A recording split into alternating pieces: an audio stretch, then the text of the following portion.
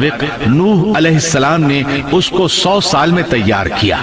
یہ تھی وہ کشتی جسے نوح علیہ السلام نے اللہ کی ہدایت کے مطابق تیار کیا تھا۔ سورۃ القمر آیت 13 میں ارشاد ہوتا ہے، اور ہم نے نوح کو اس کشتی میں سوار کیا جو تختوں اور کیلوں سے بنی ہوئی تھی۔ نوح علیہ السلام نے دعوت کا کام چھوڑ دیا اور کشتی بنانے لگے۔ وہ لوگ جب انہیں کشتی بناتے دیکھتے تو ان کا مذاق اڑاتے، کہتے نوح پہلے تو نبی تھا، اب بڑھئی بن گیا۔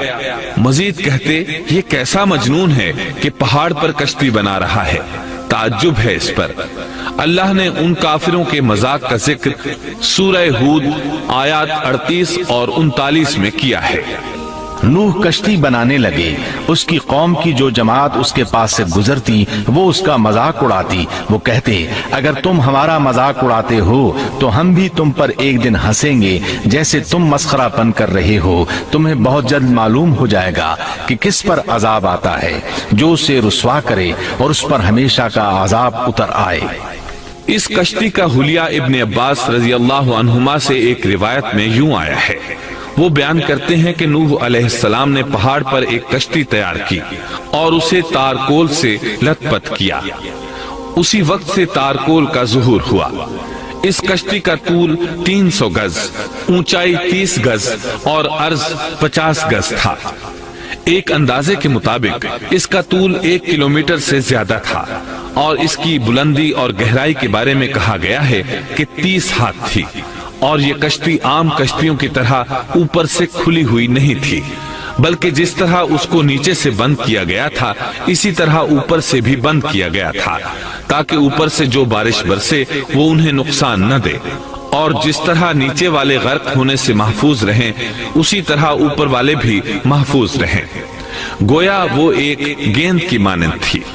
اس میں الگ الگ 3 درجے بنائے گئے تھے، ہر درجے میں ایک دروازہ تھا، اور یہ 3 دروازے اس طرح تھے کہ ہر دروازے کے اوپر ایک دروازہ تھا۔ یہ اس کشتی کا حلیہ تھا جس کے راوی ابن عباس رضی اللہ عنہما ہے۔ یہ کشتی آج بھی موجود ہے۔ اللہ تعالیٰ نے اس کشتی کو بطور عبرت اور نشانی کے باقی رکھا ہے، جیسا کہ اللہ تعالیٰ فرماتے ہیں، اور بے شک ہم نے اس واقعے کو نشانی بنا کر باقی رکھا، پس ہے کوئی نصیحت حاصل کرنے والا۔ اس صدی میں علماء کے ایک گروہ نے اس کشتی کو ترکی کے ایک پہاڑ پر پا لیا ہے۔ اب وہ 2 ٹکڑوں میں تقسیم ہو چکی ہے۔ اس کا حلیہ وہی تھا جو بیان ہوا۔ اللہ کا فرمان سچا ثابت ہو گیا کہ ہم نے اس کو نشانی بنا کر باقی رکھا ہے۔ اس کے بعد طوفان آیا۔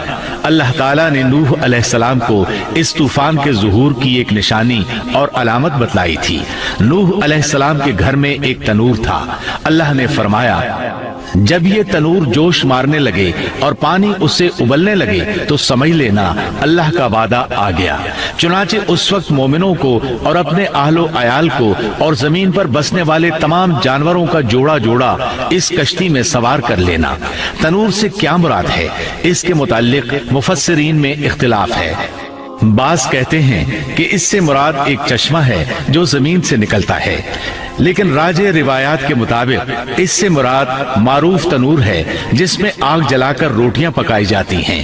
یہ تنور نوح علیہ السلام کے گھر میں تھا، اور اسی کو اللہ نے طوفان کے آنے کی علامت بتایا اور فرمایا کہ جب یہ پھوٹ پڑے اس وقت ہر چیز کا جوڑا جوڑا کشتی پر سوار کر لینا۔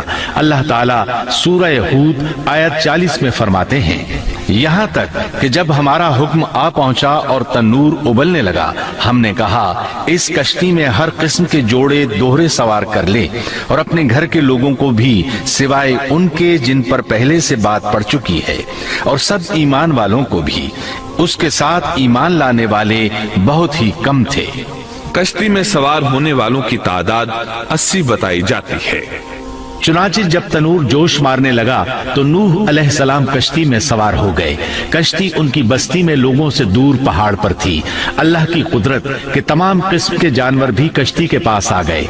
نوح علیہ السلام نے انہیں بھی سوار کر لیا۔ اللہ تعالیٰ سورۃ القمر آیات 11 اور 12 میں فرماتے ہیں، پس ہم نے آسمان کے دروازوں کو زور کی بارش سے کھول دیا اور زمین کے چشموں کو جاری کر دیا، پس اس کام پر جو پانی مقرر